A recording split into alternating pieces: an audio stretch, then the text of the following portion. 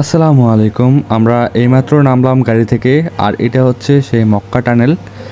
আর এই টানেলটা দেখতে পাচ্ছেন বিশাল বড়। এখানে কিন্তু প্রতিনিয়ত হাজার হাজার ওমরা যাত্রীরা কিন্তু এখানেই নামে। এখান দিয়ে কিন্তু ওপরের দিকে ওঠে। এটা হচ্ছে আন্ডারগ্রাউন্ড, যেটাকে বলা হয়। আন্ডারগ্রাউন্ড থেকে উপরের দিকে উঠতে হয়। তারপর হচ্ছে আপনার কাবা শরীফের এরিয়াটা মানে চোখে পড়বে।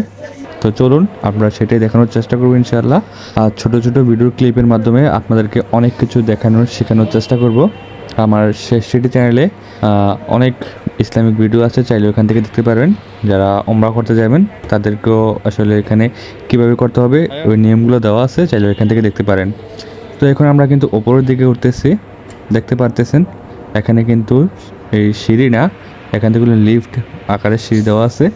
তো যেটাই বলে না কেন আমরা তো এখন উপর দিকে উঠতেছি। আমার আম্মু নানু নিচে আছে, আমার ছোটো ভাই আব্বু উপরে আছে, আমি মাঝখানে। তো দেখতে পাচ্ছেন আজকের ভিডিওটা জাস্ট ছোট ছোট আকারে বা ক্লিপ আকারে দেব, যাতে আপনারা বুঝতে পারেন আমরা কীভাবে উপরে গেছি।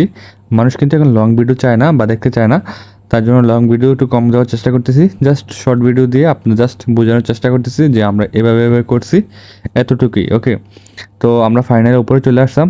এই ডান পাশে হচ্ছে আপনার মক্কা শরীফ বা মক্কার এরিয়া, আর এই পাশে হচ্ছে প্রথম যে জায়গাটা, এটা আর কি। এখানে ডান পাশ, এটা আমার হাতের যে ডান পাশ, আব্বু যেদিকে যাইতেছে এটা হচ্ছে হাতের ডান পাশ, ওইদিকে হচ্ছে বাম পাশ। আর আমার সামনে যেটা দেখতে পাচ্ছেন যে লাইট দিয়ে করে রাখছে, এটা হচ্ছে হাম্মাম বা টয়লেট যেটাকে আমরা বলি। এটা কিন্তু আন্ডারগ্রাউন্ডে টয়লেট। এটা আমি একটা ভিডিওতে দেখাইছি, শর্ট ভিডিওতে, চাইলে ওইখান থেকে দেখতে পারেন। আজকে ভিডিওটা এতটুকু রাখি, ইনশাআল্লাহ নেক্সট ভিডিওতে আরও অনেক কিছু দেখানোর চেষ্টা করব।